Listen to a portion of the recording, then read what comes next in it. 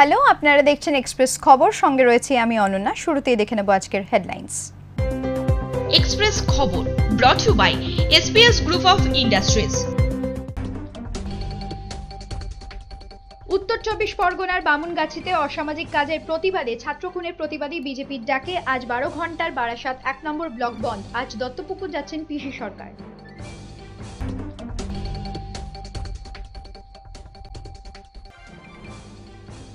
চেন্নাই বিপর্যয়ের রেশ কাটতে না কাটতেই এবার দেওয়াল ধসে মৃত 11 জনের।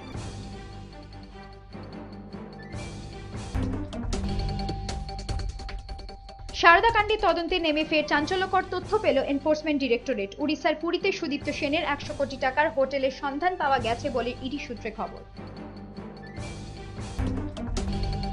বীরভূমের লাভপুর হত্যাকাণ্ডে জরিনা বিবির পরিবারকে বিশেষ নিরাপত্তা দেওয়ার দাবি তুললেন প্রদেশ কংগ্রেস সভাপতি অধীর রঞ্জন চৌধুরী।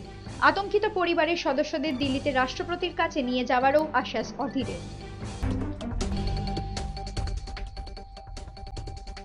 বেলজিয়ামকে 1-0 গোলে হারিয়ে বিশ্বকাপ ফুটবলে সেমিফাইনালে মেসিরা। 24 বছর পর বিশ্বকাপের সেমিফাইনালে পৌঁছালো আর্জেন্টিনা।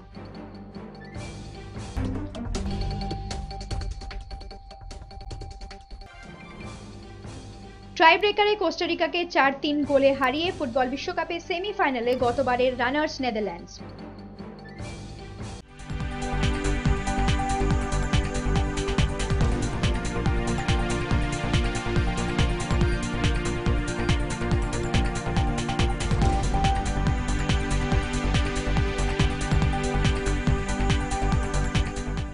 আসছি বিস্তারিত খবরে। ট্রাইব্রেকারে কোস্টারিকাকে 4-3 গোলে হারিয়ে সেমিফাইনালে চলে গেল গতবারের রানার্স নেদারল্যান্ডস। বিশ্বকাপে ট্রাইব্রেকারে প্রথমবার জিতে ইতিহাস রচনা ডাচদের। পেনাল্টি বাঁচাতে দক্ষ গোলকিপার টিম ক্রুলকে পরিবর্তে হিসেবে নামিয়ে ম্যাচের শেষে মুহূর্তে মাস্টার স্ট্রোক দিলেন ডাচ কোচ। শনিবার এরিনা ফন্টে নোভায় 12 মিনিটে কোনো দলই গোলের মুখে খুলতে পারেনি। কম করে হলেও গোটা 10 গোল বাঁচিয়েছেন নাভাস। ডাচদের 20টা শট গোলকিপার এবারেও লেগে প্রতিহত হয়েছে, কিন্তু ট্রাইব্রেকারে নাভাসের জালেই বল জড়িয়ে শেষ হাসি হাসলেন ভ্যান পার্সি রবিনরা। শেষ চারে বুধবার আর্জেন্টিনার মুখোমুখি হবেন ভ্যান পার্সিরা। 2014 বিশ্বকাপের মাঝে কেটে গেছে 24টা বছর। বারবার স্বপ্নের উড়ানে উঠেও থেমে যেতে হয়েছিল মাত্র একটা ম্যাচ হারে। কিন্তু শনিবার ব্রাজিলের রাজধানী ব্রাসিলিয়ায় বেলজিয়ামকে উড়িয়ে তৃতীয়বারের জন্য বিশ্বকাপ জয়ের উন্মাদনা যেন আরও একবার জাগিয়ে দিলেন মেসিরা। 1-0 গোলে বেলজিয়ামকে হারিয়ে 1990 সালের পর ফের বিশ্বকাপ সেমিফাইনালে পৌঁছালো আর্জেন্টিনা। এদিন খেলার 8 মিনিটে মেসির বাড়ানো শটে গোল করে নীল সাদা বাহিনীকে স্বপ্নের জয় উপহার দিলেন হিগুয়েন।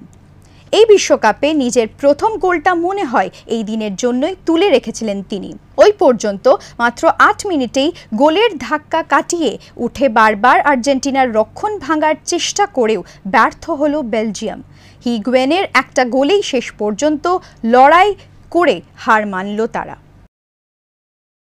বিরাটি কলেজে দ্বিতীয় বর্ষের ছাত্র সৌরভ চৌধুরীর মৃত্যুর ঘটনায় পুলিশি নিষ্ক্রিয়তার প্রতিবাদে বিজেপির ডাকে আজ 12 ঘন্টা বানগাছি বন্ধ। বন্ধ পালিত হচ্ছে বারাসাত 1 নম্বর ব্লক জুড়ে। বন্ধের জেরে বন্ধ রয়েছে দোকানপাট। ছাত্র মৃত্যুর ঘটনায় শনিবার রাতে একজন গ্রেফতার ও 3 জনকে আটক করেছে পুলিশ। যদিও খুনের ঘটনায় সিবিআই তদন্তের দাবি জানিয়েছে মৃতের ছাত্রের পরিবার। অন্যদিকে সৌরভ তৃণমূল ছাত্রের পরিষদ সদস্য ছিল বলে দাবি তুলে ঘটনায় প্রতিবাদ আজ রাজ্য জুড়ে ধিক্কার দিবস পালন তৃণমূলের।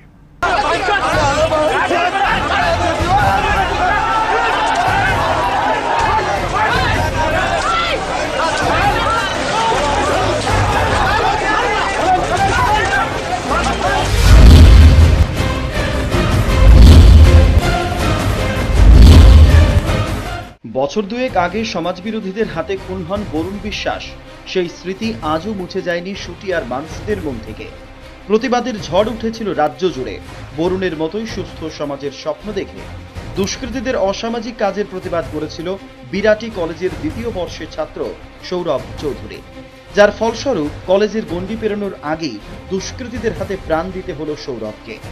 শুক্রবার রাত থেকে নিখোঁজ ছিল সে।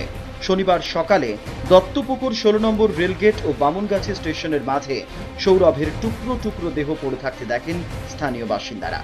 তাকে খুনের অভিযোগ তুলে বিক্ষোভে সরব হন এলাকাবাসী। দফায় দফায় রেল ও সড়ক অবরোধ করেন ক্ষুব্ধ জনতা। ব্যস্ত সময়ে অবরোধের জেরে আটকে পড়েন বহু মানুষ। পুলিশ অবরোধ তুলতে গেলে পরিস্থিতি আরো জটিল হয়ে ওঠে। পরিস্থিতি নিয়ন্ত্রণে আনতে লাঠিচার্জ করে পুলিশ। রণক্ষেত্রের চেহারা নেয় গোটা এলাকা।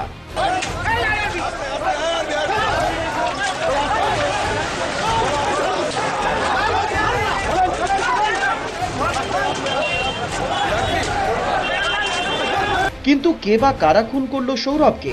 এলাকায় ভালো ছেলে বলে ঘন্টু নামে পরিচিত সৌরভের খুনে হতবাক স্থানীয় বাসিন্দারা। তাদের অভিযোগ, মদ ব্যবসায়ী শ্যামল কর্মকার ও তার সঙ্গীদের হাতেই খুন হয়েছে সৌরভ। ওই এলাকায় দিনের পর দিন শ্যামলের তাণ্ডবে অতিষ্ঠ স্থানীয়রা, তবে নির্বিকার প্রশাসন, এমনটাই দাবি এলাকার মহিলাদের। ঘটনাটা আমি কিছুই জানি না প্রথম থেকে। সকালবেলা একটা ফোন আসলো আমার কাছে, আমার এক আত্মীয় ফোন করেছে ঘন্টু এরকম এরকম, কিন্তু আমি ঘন্টুর কথা বলাতে আমি কিন্তু বিশ্বাস করতে পারিনি যে ঘন্টু। কারণ হচ্ছে ঘন্টু প্রচন্ড ভালো ছেলে, এলাকায় অন্তত তার সুনাম আছে। পড়াশোনা করে, একটা বাচ্চা ছেলে পড়াশোনা করে, খুব শান্ত ছেলে, পড়াশোনা জানে, পড়াশোনা করছে, একটা কাজও করছে। ও মধ্যমগ্রামে একটা মোটর ইঞ্জিনিয়ারিং এর কাজও করছিল। সমস্যাটা তো ঠিক ছিল, হঠাৎ কি হলো?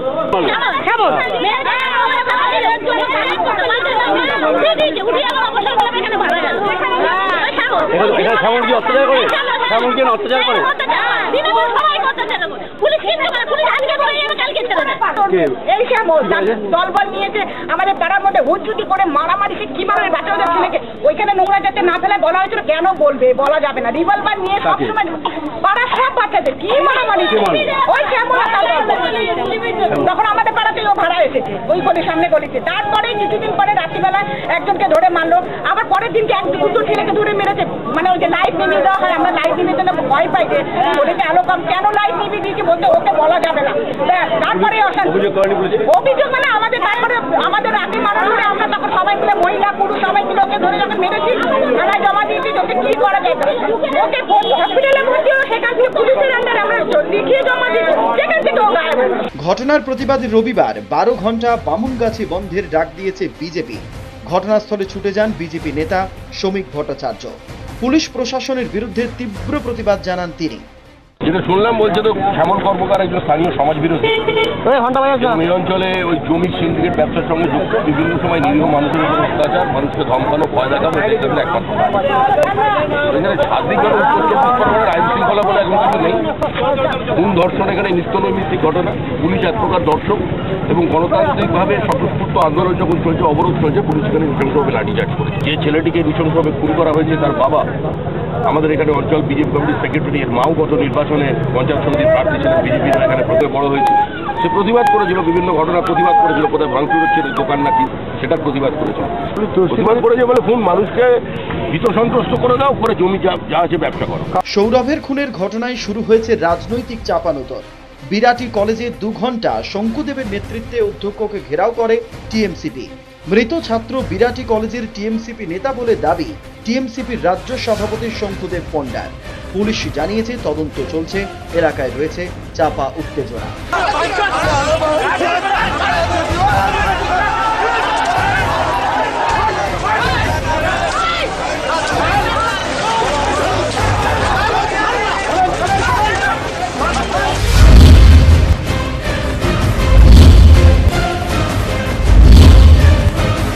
ব্যুরো রিপোর্ট, এক্সপ্রেস নিউজ, উত্তর 24 পরগনা। বীরভূমের লাভপুর হত্যাকাণ্ডে জারিনা বিবির পরিবারকে বিশেষ নিরাপত্তা দেওয়ার দাবি তুললেন প্রদেশ কংগ্রেস সভাপতি অধীর রঞ্জন চৌধুরী। শনিবার লাভপুরে এসে সোনোয়ার শেখের পরিবারের সঙ্গে দেখা করেন তিনি। প্রয়োজনে আতঙ্কিত এই পরিবারের সদস্যদের দিল্লিতে রাষ্ট্রপতির কাছে নিয়ে যাওয়ারও আশ্বাস দিয়েছেন অধীরবাবু। বীরভূমের লাভপুর হত্যাকাণ্ড নিয়ে উত্তাল হয়ে উঠেছে রাজ্য রাজনীতি।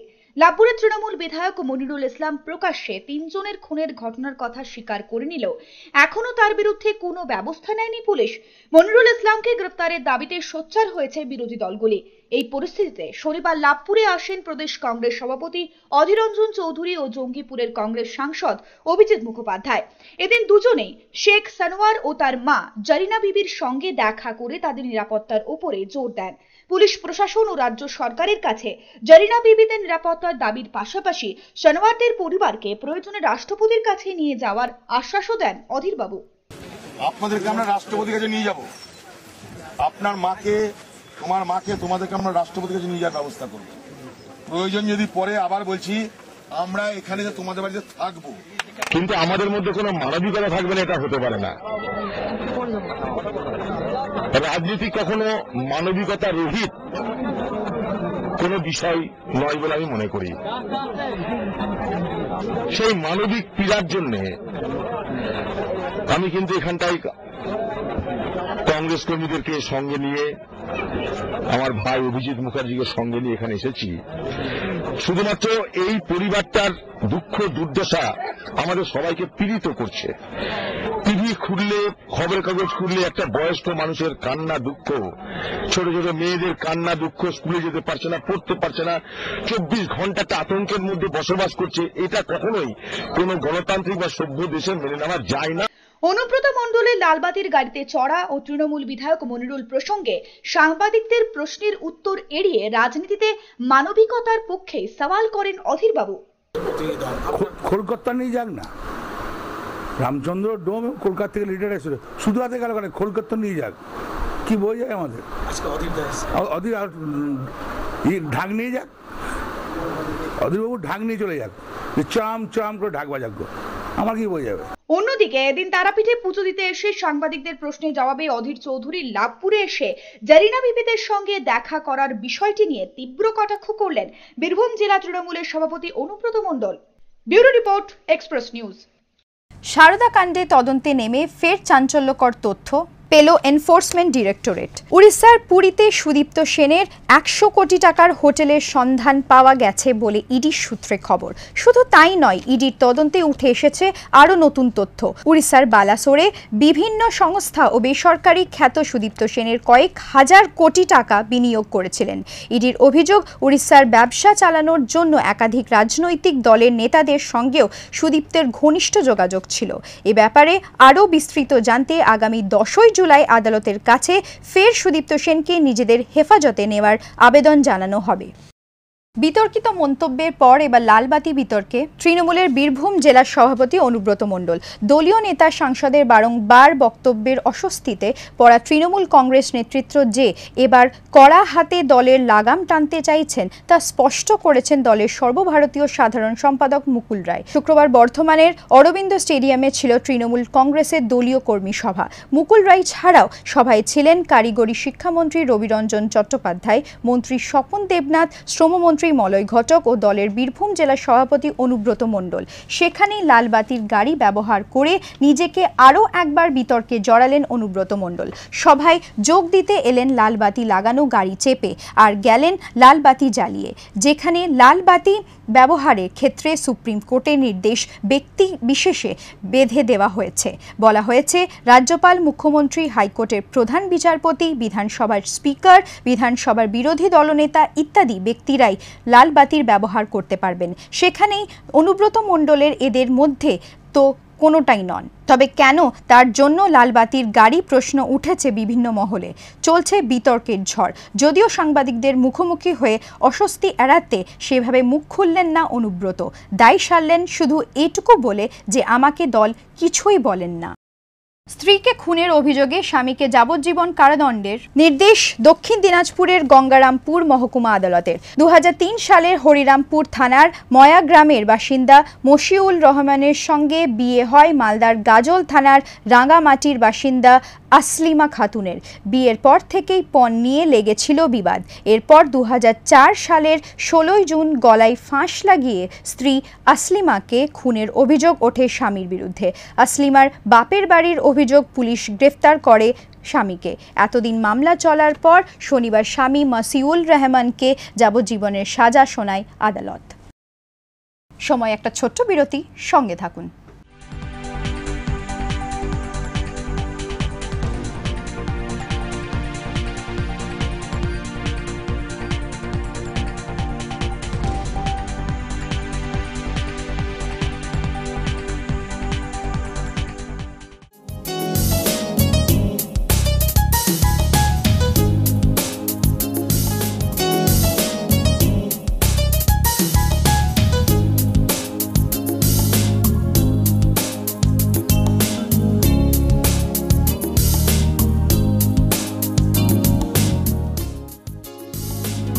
City. Intelligent living, high thinking.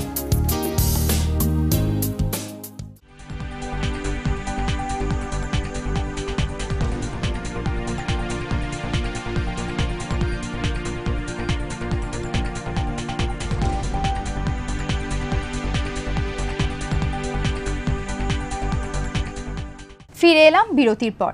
নিজের 2 শিশু পুত্রকে হত্যা করে আত্মঘাতী হলেন বাবা। ঘটনাটি ঘটেছে বাঁকুড়ার তালডাংরা থানার নাচনা গ্রামে। বৃহস্পতিবার রাতে 5 মাস ও 11 মাসের 2 শিশুপুত্র অভিজিৎ এবং শুভজিৎকে নিয়ে বাড়ি থেকে বেরিয়ে যান বাবা বুদ্ধদেব পান। শুক্রবার সকাল থেকে চারিদিকে খোঁজাখুঁজির পর বিকেলে তালডাংরা থানায় নিখোঁজের অভিযোগ করেন গ্রামবাসীরা। শুক্রবার সন্ধ্যায় তালডাংরা থেকে 8 কিলোমিটার দূরে শিমলাপাল থানার জামকানালি জঙ্গলে গাছের মধ্যে গলায় গামছার ফাঁস লাগিয়ে আত্মহত্যা করেন বাবা বুদ্ধদেব বাবু।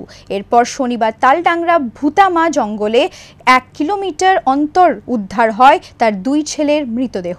3টি মৃতদেহর ময়নাতদন্তের জন্য পাঠানো হয় বাঁকুড়া মেডিকেল কলেজ হাসপাতালে। শিমলাপাল থানা এলাকায় মানে এক জঙ্গলে গলায় দড়ি দিয়ে মানে মরে গেছে।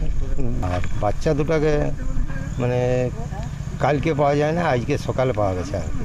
বলতো আমি মরে যাব, আমার বাচ্চাগুলো মরে যাবে, বুঝলি না, আমার বাবা মাকে দেখবে তোমরা, এই রকম বলতে হবে। সে কি কথা, অথচ মানে সেরকম কিছু বেশি দিন আগের ঘটনা নয়, এই 2-3 দিন এইরকমটা। বালুরঘাট 1 লাখি রেল পরিষেবা 10 বছর আগে চালু হলেও পরিকাঠামোর কোনো উন্নতি হয়নি। অবহেলার শিকার এই প্রকল্পটি নিয়ে তাই বালুরঘাটের মানুষদের মধ্যে বহুদিন ধরেই ক্ষোভ রয়েছে। রেল বাজেটের ঠিক আগেই শনিবার প্রকল্পটি বর্তমান পরিস্থিতি খতিয়ে দেখতে আসেন কাটিহার শাখার ডিআরএম অরুণ কুমার শর্মা। তাকে কাছে পেয়ে সাধারণ ও নিত্যযাত্রীরা ক্ষোভ উগরে দেয়। বালুরঘাট কলকাতা ট্রেনের দাবি সহ বেহাল রাস্তা ও বালুরঘাট স্টেশনের সংস্কারের বিষয়ে প্রতিশ্রুতি দেন ডিআরএম। प्रयास करेंगे और जो भी संभव होगा पूरा करेंगे। हाँ दीजिए सर। पर्पज़ ये है कि काफ़ी दिन हो गया इधर इंस्पेक्शन किए हुए हमको, और जो भी जन सुविधा है उसका कैसा कंडीशन है, क्या क्या कमी हो गया है, क्या ठीक करना है, और क्या सुविधा और हमको बढ़ाना चाहिए, क्या रिक्वायरमेंट है, वो सब समझने के लिए, देखने के लिए, और उसको कैसे पूरा करेंगे वो भी तैयारी करने के लिए। तो मुझे खबर लगा इसीलिए हम इसको आज देखने के लिए अभी अब जाएंगे उधर, पूरा हम देखेंगे, इसीलिए थैंक यू। নয়া জেলা হিসাবে আত্মপ্রকাশের পরই আলিপুরদুয়ারে স্বাস্থ্য পরিষেবার উন্নয়ন উদ্যোগী রাজ্য সরকার। তারই পদক্ষেপ হিসেবে রাজ্যের স্বাস্থ্য দফতরে ও একটি বেসরকারি সংস্থায় যৌথ উদ্যোগে আলিপুরদুয়ার হাসপাতালে চালু হলো সিটি স্ক্যান ইউনিট। উদ্বোধন করেন উত্তরবঙ্গ উন্নয়ন মন্ত্রী গৌতম দেব। স্বল্প খরচে 24 ঘন্টার ইউনিটের পরিষেবা পাবেন নয়া জেলার মানুষ। বিনামূল্যে এই পরিষেবা পাবেন বিপিএল তালিকাভুক্তরাও। খরচ হয়েছে প্রায় 200 কোটি টাকা। উত্তরবঙ্গে মেডিকেল কলেজের পর উত্তরবঙ্গে দ্বিতীয় উন্নতর সিটি স্ক্যান ইউনিট চালু হলো আলিপুরদুয়ারে। এক্সপ্রেস খবর আপাতত এই পর্যন্ত। চলতে থাকুক এক্সপ্রেস নিউজ, খবর নেয়, খবর দেয়।